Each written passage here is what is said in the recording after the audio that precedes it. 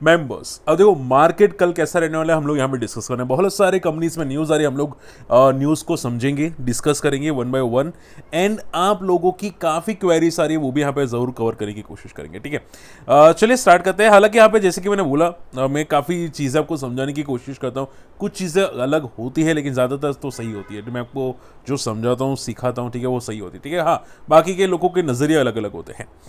अब देखो समझो बात को, मैंने निफ्टी के आज लेवल्स बताए थे, सपोर्ट्स एंड रेजिस्टेंस आपको शेयर किए थे, वो रेंज के अंदर ही मोमेंटम क्या था। तो हमेशा याद रखिए कि अगर रेंज ब्रेक नहीं होती, तो जब तक रेंज ब्रेक नहीं होती तब तक कुछ भी करना रिस्की हो सकते हैं। तो आप देखोगे निफ्टी ने रेंज ब्रेक नहीं की, मैंने आज का एक वीडियो रखा था, आप जाके चेकआउट कर सकते हैं डिटेल में। तो मोमेंटम नहीं आई तो यहाँ पे कोई ट्रेड पॉसिबल ही नहीं था, ठीक है। जिसने किया होगा वो शायद लॉसेस में ही होगा, 90% के चांसेस है, ठीक है। तो कॉशियस रहना है। देखो ऐसे मार्केट में बहुत ही वॉलीटिलिटी होती है और रेंज को समझना है, और मार्केट प्योरली रेंज में है, ठीक है। रही बात मार्केट कल कैसा रह सकता है, देखो डाउ जोन्स में कोई खास मोमेंटम है नहीं, ठीक है, 0.20% की मोमेंटम आती हुई दिखाई दी, और हमारा निफ्टी में उससे थोड़ी ज़्यादा मोमेंटम आती हुई दिखाई दी, ठीक है। तो मार्केट प्योरली रेंज में है, आज एफआई की खरीदारी है, ठीक है। यूएस में भी कोई डेटा आने वाले बाकी है, तो मार्केट प्योरली रेंज में है, और निफ्टी भी इतना जल्दी ब्रेकआउट नहीं करेगा, हालांकि कल एक्सपायरी है। हाँ ध्यान से सुनिएगा, कल चांसेस हाई है कि वॉलेटिलिटी बहुत रहेगा रेंज में डेफिनेटली, क्योंकि आज मैंने देखा बहुत तगड़े प्रीमियम टिके हुए, तो रहेगा मार्केट हाई चांसेस है रेंज में, लेकिन हाँ वॉलेटाइल बहुत होगा, तो हेजिंग करना पॉसिबल कल हो सकता नहीं है निफ्टी के अंदर, ठीक है। कल बहुत तगड़ी वॉलेटिलिटी एक्सपेक्टेड मार्केट में दिखाई दे सकती है। अब वॉलेटिलिटी कितनी रहेगी, तो आप ये समझो कि मार्केट में रेंज जो है वो कल मैंने आपको जो आज मॉर्निंग में शेयर की तो वही है, ठीक है।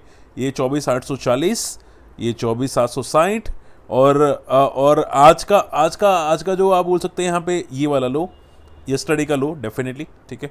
और अगर सही में लेवल्स पकड़ने की कोशिश करूँ तो शायद आप ये लेवल्स भी फोकस कर सकते हैं, ठीक है, अराउंड 24,650 के आसपास, ठीक है। तो मार्केट ये रेंज है, जब तक ये रेंज नहीं टूटती हम लोग नहीं कुछ करेंगे, ठीक है। मार्केट प्योरली रेंज में है, और रेंज टूटने के बाद ही हम लोग डिसाइड करेंगे यहाँ पे कल करना क्या है, लेकिन हाँ चांसेस पूरे के कल वॉलेटिल रहेगा ज़रूर, लेकिन रेंज में रहेगा मार्केट, ठीक है। तो ये माइंड में रखने की कोशिश ज़रूर कीजिएगा, ओके। रही बात दूसरे स्टॉक की, देखो मार्केट में जनरली कोई बड़ी मोमेंटम है नहीं, ठीक है, even US even Indian market में कोई बड़ी मोमेंटम है नहीं, तो ज़्यादा पैनिक करने की ज़रूरत नहीं होती। ओके अब ध्यान से समझो, हम लोग स्टॉक डिस्कस कर लेते हैं। आई एम श्योर किसी ने अभी के पास कुछ ना कुछ न्यू स्टॉक तो होगा, तो हम लोग डिस्कस करेंगे। एंड सन फार्मा, देखो सन फार्मा आज बहुत तगड़ा क्रैश हुआ था, एंड रीज़न ये थे कि यहाँ पे इन्होंने ड्रग का जो ट्रायल था वो फेल कर दिया है। देखो कभी कभी कुछ कंपनीज होती है, यानी कि जो दवा लॉन्च करती है उसका ट्रायल्स बेसिस होता है और वो फेल हो जाती है, ठीक है। तो जनरली उनकी मेहनत, आप देखोगे उनके जो पैसे इन्वेस्ट होते हैं वो सब कुछ पानी में चला जाता है, तो उसकी वजह से कंपनी काफ़ी बड़ा फॉल भी कर लेती है, ठीक है। तो मैं हमेशा बोल रहा हूँ कि फार्मा में बहुत रिस्की हो जाता है, अगर अगर कोई फार्मा में एंट्री कर रहा है, ठीक है, कंपनीज को देख के, तो बहुत सोच समझ के करना पड़ता है। आप देखोगे यहाँ पे 19.5% का आपको फॉल आता हुआ दिखाई दे, ये बहुत बड़ी नेगेटिव चीज़ें हैं, ठीक है, बहुत बड़ा फॉल है।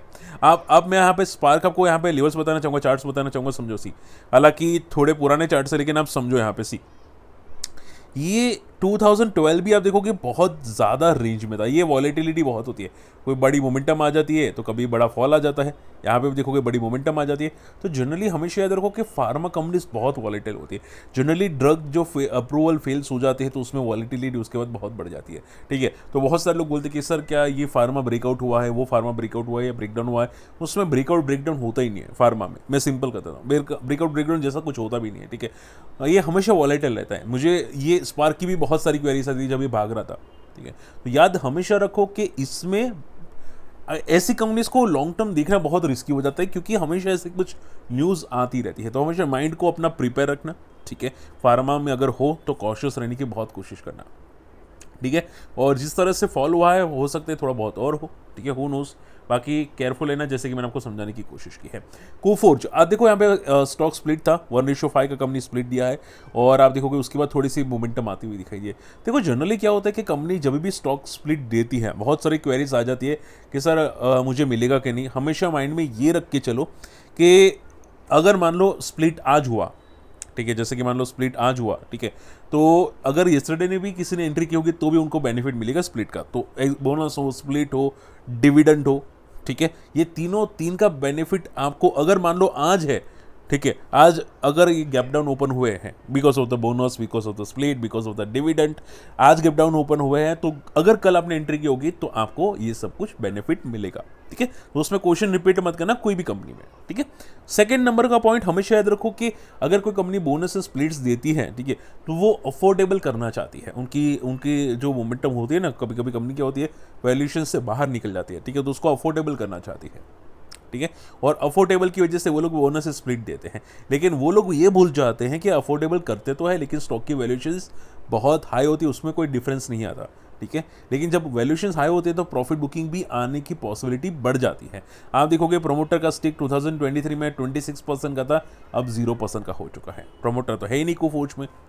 ठीक है, तो ऐसी कंपनी देखना थोड़ा रिस्की हो जाता है, प्लस इसमें बोनस एंड स्प्लिट्स आ जाते हैं, प्लस वैल्यूएशंस भी आपको कॉशियस रहना पड़ता है। वैल्यूएशंस भी इससे बेटर तो टाटा टेक है, अगर वैल्यूएशंस के हम लोग कंपेयर करने जहाँ पे। ठीक है, देखो यहाँ पे सी टाटा टेक आप देख सकते हैं, यहाँ पे वैल्यूएशंस उससे कम है एज बेटर टू कोफोर्ज। ठीक है, तो हमेशा याद रखो कि कभी कभी बड़े प्लेयर्स कोई स्टॉक में होते हैं, ठीक है, लेकिन जब भी बोनस से स्प्लिट देते हैं तो वहाँ से भी वो लोग भी प्रॉफिट बुक करके निकल जाते हैं। तो हमेशा माइंड आपको क्लियर रखना है, ये जो दिया है वो अफोर्डेबिलिटी के लिए है, लेकिन कभी कभी मोमेंटम उसके बाद नहीं आती, बोनस स्प्लिट के बाद मोमेंटम नहीं आती, तो ये याद रखिएगा ज़रूर आप लोग। बीएल देखो, बीएल को बहुत तगड़े ऑर्डर्स मिलने कंटिन्यू हुए। आप देखोगे 5.37 बिलियन का ऑर्डर मिला है, ये बहुत पॉजिटिव बात है। हालांकि थोड़ा वर्टिकल जा रहा है तो इसकी वजह से प्रॉफिट बुकिंग मोड में आ रहा है। आप देखोगे आज थोड़ा पॉजिटिव था, कल प्रॉफिट बुकिंग कर रहा था, तो ये चलता रहेगा। बीएल में थोड़ी वॉलिटिलिटी आपको दिखाई देगी, लेकिन हाँ डिफेंस अभी भी पॉजिटिव है। आप देखोगे बीईएल हो गया, जीआरएससी हो गया, ये सभी अभी भी पॉजिटिव है क्योंकि डिफेंस अभी भी पॉजिटिविटी बता रहे हैं। ठीक है, उसको ऑर्डर्स मिलते रहते हैं, बहुत सारी चीज़ें हैं पॉजिटिव है बीएल जैसी कंपनीज में। ठीक है, ऑर्डर्स मिलते हैं, और जब भी अभी युद्ध हुआ है ना ये जो इंडिया पाकिस्तान का, उसके लिए उनको बेनिफिट मिलता रहता है। ठीक है, तो डिफेंस लगता है कि पॉजिटिव रहने की उम्मीद है। ठीक है, हालांकि देखो मैं रिकमेंडेशन बिल्कुल भी नहीं कर रहा, तो ऐसा मत सोचिएगा, लेकिन मैं आपको सिर्फ समझाने की कोशिश करूँ कि जो जिस तरह से डिफेंस में लगातार न्यूज़ आ रही है, जो अभी वार हुआ था उसकी वजह से अभी भी पॉजिटिविटी दिखाई दे रही है। ठीक है, डिफेंस में अभी पैनिक नहीं है, डिफेंस में बिल्कुल भी पैनिक नहीं है। और ऐसा नहीं होगा कि मान लो कल फॉल करेगा तो पैनिक आ जाएगा, ऐसा भी नहीं अभी। ठीक है, चांसेस कम है। गवर्नमेंट, अब ध्यान से समझो, बीएसएनएल के एमटीएनएल के जो एसेट्स है वो गवर्नमेंट बेचना चाहती है। और जनरली ऐसा नहीं होता कि भाई ये यूजेबल एसेट्स है, ये जनरली नॉन यूजेबल एसेट्स होते हैं। ठीक है, नॉन यूजेबल यानी कि जहाँ पे कंपनी के पैसे फंसे होते हैं ना, ठीक है, जो काम के नहीं होते, वो नॉन यूजेबल एसेट्स होते हैं। तो अगर किसी को लेना होता है तो यहाँ पे कंपनी बेच देती है। ठीक है, तो ये चीज़ें होती है, इसकी वजह से थोड़ी मोमेंटम आती है जैसे कि एमटीएनएल जैसी कंपनीज में। लेकिन एक बात याद ज़रूर रखिएगा, मुझे बहुत सारे लोगों के कमेंट्स आते हैं। ठीक है, जैसे कि स्पार्क भाग रहा था एक टाइम पे, ये वाला। ठीक है, यहाँ पे आप देखोगे चार्ट्स में, तो वैसे ही एमटीएनएल भागा था और लोग पागल हो चुके थे, भाई अभी एमटीएनएल में ऐसा होगा वैसा होगा। हमेशा याद रखो, लोग मैनिपुलेटर्स मार्केट में बहुत है, और सेबी ये चीज़ों दिखती भी नहीं है। यहाँ पे देखो, मैं बहुत बार बोलता हूँ, अभी मैं पता नहीं यहाँ पे उनके कान में पहुँचेगी कि नहीं वर्ड्स। आप लोगों ने देखा होगा एसिम स्टेज 2, एसिम स्टेज 4, ESM स्टेज 2। ठीक है, ऐसे बहुत सारे स्टेज आते हैं जहाँ पे सडनली स्टॉक एसिम स्टेज 4 में आ जाता है, ESM स्टेज 2 में आ जाता है, ट्रेडिंग कम हो जाती है और लोग ट्रैप हो जाते हैं। ठीक है, ट्रैप हो जाते हैं। तो मैं हमेशा उनको बोलता हूँ कि सेबी ये रिटेल इन्वेस्टर्स का बिल्कुल भी नहीं सोचती। अगर सोचती तो वो खुद देख पाती कि रिटेल इन्वेस्टर्स ट्रैप हो रहे हैं। ठीक है, बात समझ रहे हो। अगर मान लो आईआईटी एग्जाम कोई पास ही नहीं कर रहा, 4-5 लोग पास कर रहे हैं, ठीक है, तो आईआईटी एग्जाम में यहाँ पे प्रॉब्लम किसका है? तो क्या आईआईटी एग्जाम बंद कर देनी चाहिए? ठीक है, ऐसा नहीं है ना, बंद करनी चाहिए। आप यहाँ पे जो लोग मैनिपुलेट करें उसको नहीं पकड़ रहे, रिटेल इन्वेस्टर्स को ट्रैप करने के लिए और स्टेज लगा रहे, एसएम स्टेज 4। ठीक है, जो लोग मैनिपुलेट करें उसको पकड़ो ना, क्यों रिटेल इन्वेस्टर्स को ट्रैप कर रहे हैं? बट ये ठीक है, अभी रिटेल इन्वेस्टर्स मैंने देखा है बहुत सारे लोग यहाँ पे ट्रैप हुए हैं, और मैं उनको यही समझाने की बार बार कोशिश कर रहा था। ठीक है, बट ठीक है, अब मोमेंटम देखो, इसकी न्यूज़ की वजह से टेम्पररी मोमेंटम आएगी, और मान लो बड़ी आ भी जाती है तो जनरली वो ट्रैपिंग होगा, क्योंकि कंपनी में अभी कोई ग्रोथ नहीं है। ठीक है, ये देखो ऐसा नहीं कि ये आर पावर बन चुका है, आर पावर पूरा टर्न अराउंड हो चुका है, रिलायंस इंडिया पूरा टर्न अराउंड हो चुका है, एमटीएल अभी पूरा टर्न अराउंड नहीं हुआ है। ठीक है, और देखो आर पावर टर्न अराउंड होने के बाद भी स्टॉक को क्रॉस नहीं किया, और ये तो ऐसे ही क्रॉस होने की कोशिश कर रहा था। तो हमेशा माइंड में याद रखो कि अगर कोई वर्टिकल मोमेंटम होती है, ध्यान से सुनो, अब मैं जो बोला हूँ वो ध्यान से सुनो, जब भी ऐसी वर्टिकल्स मोमेंटम होती है कोई भी कंपनी में, और विद इन अ मंथ, ठीक है, डबल हो जाता है, तो याद रखो वो रेड सिग्नल है। क्या है? रेड सिग्नल है। आप देखोगे ये 50 से 100 हुआ था, ये रेड सिग्नल होता है। तो इसमें ट्रैप होने की कोशिश मत करना, कोई भी कंपनी हो, एनी ABCDEFG कोई भी कंपनी हो, जब भी विद इन अ मंथ के अंदर डबल होता है हम जो वो रेड सिग्नल है, ठीक है, उसको मैनिपुलेट किया जा रहा है। और सेबी उसका घंटा उसको पप्पा को भी फर्क नहीं पड़ता, सेबी को, मैं सिंपल बोल देता हूँ, ठीक है। अगर पड़ता तो रिटेल इन्वेस्टर्स की 2 बार बातें सुनती, ठीक है, बट उनको कोई फर्क नहीं पड़ता। वो अब ऐसा लगता है कि अपने अपने घमंड में चूर हो चुके वो लोग, तो कोई फर्क नहीं पड़ता उनको यार, ठीक है। अभी क्या कर सकते हैं, मैं तो रिटेल इन्वेस्टर्स को सपोर्ट करने के लिए काफ़ी चीज़ें करता हूँ, बट ठीक है। आरईसी देखो यहाँ पे फंड रेजिंग कर रहा है यहाँ पे, ये बहुत बड़ा वैसा फंड रेजिंग है बॉन्ड्स के जरिए। हो सकते कंपनी ने यहाँ पे कुछ लोन बांटने के लिए फंड रेजिंग किया हो, तो मोमेंटम हो सकते कि कल मोमेंटम है, लेकिन इतनी बड़ी भी नहीं। जनरली ये सभी जो स्टॉक्स होते हैं ना, वो बड़े प्लेयर्स आने के बाद ही मोमेंटम करते हैं, ठीक है। तो अभी कोई बड़े प्लेयर है नहीं, और शायद मोमेंटम हो तो मे भी छोटी मोटी हो, तो ये याद रखेगा, ठीक है। चलिए, तो ज़्यादातर मैंने न्यूज़ कवर कर दिया। फिर आप लोगों की मैं क्वेरीज लेना चाहूँगा। सबसे पहली क्वेरी आ रही है, वो है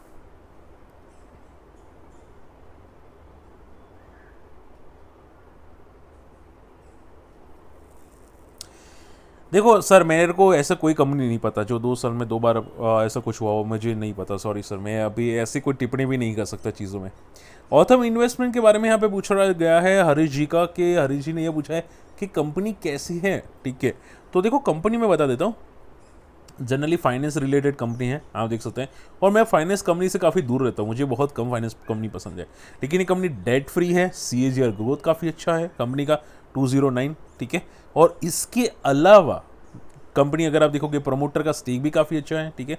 एंड देखो, कंपनी में मैं और सिंपल कर देता हूँ, कंपनी में ग्रोथ अच्छा है, बैलेंस शीट अच्छी है डेफिनेटली, ठीक है, सब कुछ अच्छा है। चीज़ें एक ही है कि कंपनी में वॉल्यूम्स जो आते हैं ना, वॉल्यूम्स, ठीक है, यानी कि मोमेंटम आती है, वॉल्यूम्स आते हैं, वो बहुत कम आते हैं, ठीक है। तो अगर मान लो 1-2 प्लेयर निकल जाते हैं ना, तो स्टॉक सीधा क्रैश हो जाता है, ठीक है। इतने तगड़े, इतने कम वॉल्यूम्स है कंपनी के अंदर, ठीक है।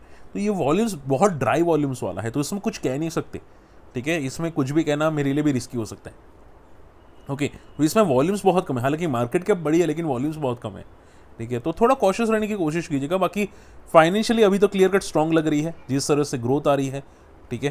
क्योंकि लास्ट टाइम जब मिड कैप हाई पे था, तब ये भी हाई पे थी, ठीक है। अभी भी इसकी बैलेंस शीट में रिजर्व्स काफ़ी अच्छे हैं, डेट काफ़ी हद तक कम होती हुई दिखाई दी है, बैलेंस प्रमोटर काफ़ी अच्छे हैं, FIDI का स्टेक इंक्रीज है, काफ़ी चीज़ें पॉजिटिव है, ग्रोथ भी है, मोमेंटम है। लेकिन ये याद रखिएगा कि इसमें वॉल्यूम्स बहुत ड्राई आते हैं, यानी कि कोई 1-2 प्लेयर होगा बड़ा, और अगर वो निकल जाता है तो प्रॉब्लम क्रिएट हो सकती है। तो बस उतना ध्यान में रखिएगा, बाकी कंपनी में ग्रोथ तो है, ठीक है। पुनीत ग्रोवर जी, आवाज़ के बारे में सर कुछ बताइए। Same as per I know, ये हाउसिंग फाइनेंस कंपनी है, राइट, ठीक है। तो जनरली देखो, मैंने बोला कि फाइनेंस कंपनी बहुत रिस्की होती है। आप देखोगे इसके रिजल्ट्स काफ़ी अच्छे आते हैं, रिजल्ट्स अच्छे आने के बाद अब आप देखोगे अब तक का सबसे बेस्ट एवर प्रॉफिट है इसका, और बेस्ट एवर ईयर भी है, तो भी ये लाइफ हाई के आसपास नहीं है। क्यों? फाइनेंस कंपनी है, ठीक है। जनरली आप ये सब जो फाइनेंस कंपनी काफ़ी रिस्की होती है, और कभी भी मोमेंटम आ जाती है, वॉलेटाइल मोमेंटम आ जाती है, तो ऐसी कंपनीज को मैं हमेशा 2 बार सोचो, ठीक है। आपको पसंद है, आपको अपने फाइनेंशियल एडवाइजर से पूछ सकते हैं, ठीक है। मैं जनरली फाइनेंस कंपनी को बहुत ज़्यादा रडार पे नहीं रखता, क्योंकि कुछ भी मोमेंटम आ जाती है, कुछ भी वॉलेटिलिटी आ जाती है, ठीक है। ऐसे मैंने EU स्मॉल फाइनेंस बैंक में देखा था, जीवन स्मॉल फाइनेंस बैंक में देखा था, फिर इक्विटस में देखा था। तो चीज़ें बहुत वॉलेटाइल होती है ऐसी चीज़ों में, ठीक है। तो इसमें कुछ भी टिप्पणी करना बेवकूफ़ी होगी, ठीक है, क्योंकि बड़ा प्ले आप देखोगे FIDI दोनों ने स्टेक तोड़ दिया है, सीधा तोड़ दिया है FIDI ने स्टेक। तो अगर FIDI इतना तोड़ दिया स्टेक, तो फिर मोमेंटम करना भी मुश्किल है, ठीक है। तो ये चीज़ें आपको माइंड में रखनी चाहिए।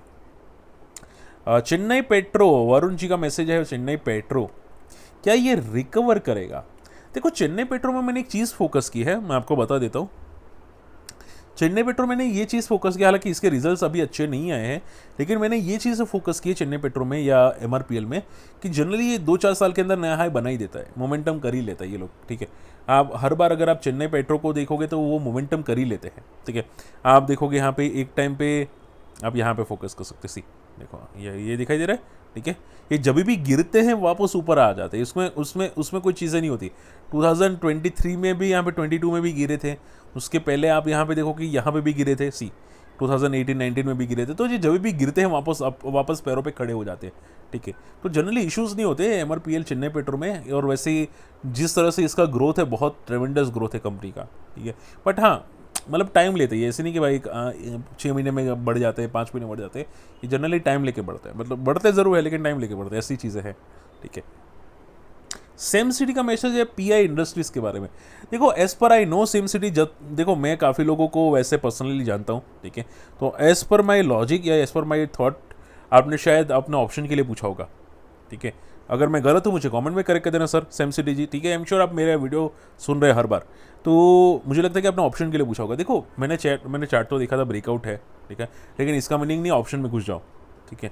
जनरली ऐसे जो होते हैं ना, लो वॉलेटाइल स्टॉक्स होते हैं, लो वॉल्यूम वाले स्टॉक्स होते हैं, और उसमें ब्रेकआउट्स फेलियर ज़्यादा होते हैं, ठीक है। तो माइंड ओपन रखो, ग्रोथ है कंपनी में, और ऐसी कंपनीज हमेशा रडार पे रखनी चाहिए, क्योंकि ये इनका जो बिजनेस होता है बहुत लॉन्ग टर्म, बहुत फाड़ू बिजनेस होता है। आप देखोगे इसका प्रॉफिट देखो, सी लॉन्ग टर्म के अंदर हर बार इसने अच्छा प्रॉफिट ही दिया है, ठीक है।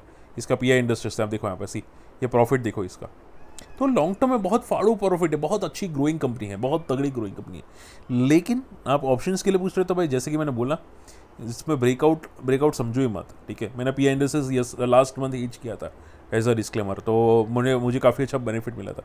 जनरली हीजिंग के लिए ज़्यादातर काम आता है, बाकी आपकी मर्जी सर, ठीक है। क्विक हेल सर आज अपसाइड मोमेंटम क्या है क्या? सुदीप जी देखो सर, ऐसे स्टॉक नहीं बाय किया जाता, मैं सिंपल कर देता हूँ, ऐसे नहीं किया जाता। कोई भी बड़ी मोमेंटम आती है, 20% की मोमेंटम आती है, आप बोलोगे भाई ठीक है, ये जनरली ये स्मॉल कैप की कंपनी होती है, देखो 2000 करोड़ की, और ऐसी मूव्स आती है, रैंडमली आ जाती है। मैं आपको एक बताता हूँ, मैंने भी एक ट्राई किया था ऐसी कंपनीज में, मैं ओपनली बोल देता हूँ, ठीक है। मैंने ट्राई किया था, मैंने कौन सी कंपनी ट्राई किया था, मुझे एग्जैक्टली नाम याद नहीं है। आई थिंक पाल कोई फार्मा कंपनी को रिलेटेड कुछ थी, मुझे एग्जैक्टली याद नहीं आ रहा। तो वो क्या कर रही थी, 20% की सर्किट मारी थी, मैंने भी बीटीएसटी के लिए लिया था।